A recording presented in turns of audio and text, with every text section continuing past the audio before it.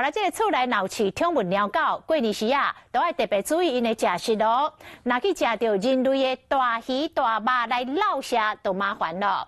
因为过年时啊，宠物病院是大部分拢休困。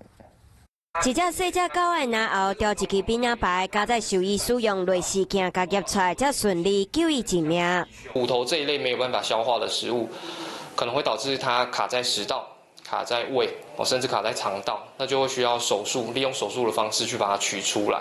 因为无法度消化，造成喘气风塌掉咧，所以兽医师建议，若是无法度消化，佮有伤油和人类的食物，拢唔通互狗啊、佮猫啊食。 有时候家长就会忍不住，就会觉得说啊，逢年过节吃一下有没有什么关系？那这个时候如果说给了他们这些东西，搞轻微可能会导致说消化不良，或者是像肠胃炎的情况发生，严重一点可能会导致像胰脏炎甚至像腹膜炎、多重器官损伤这些状况发生。过年大家拢真欢喜，会当做伙团圆，食物件嘛要加注意，才会当做伙健健康康过新年。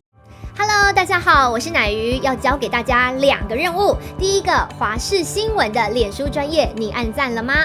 还有华视新闻的 YouTube 频道，赶紧订阅起来，还要记得按赞，开启小铃铛哦。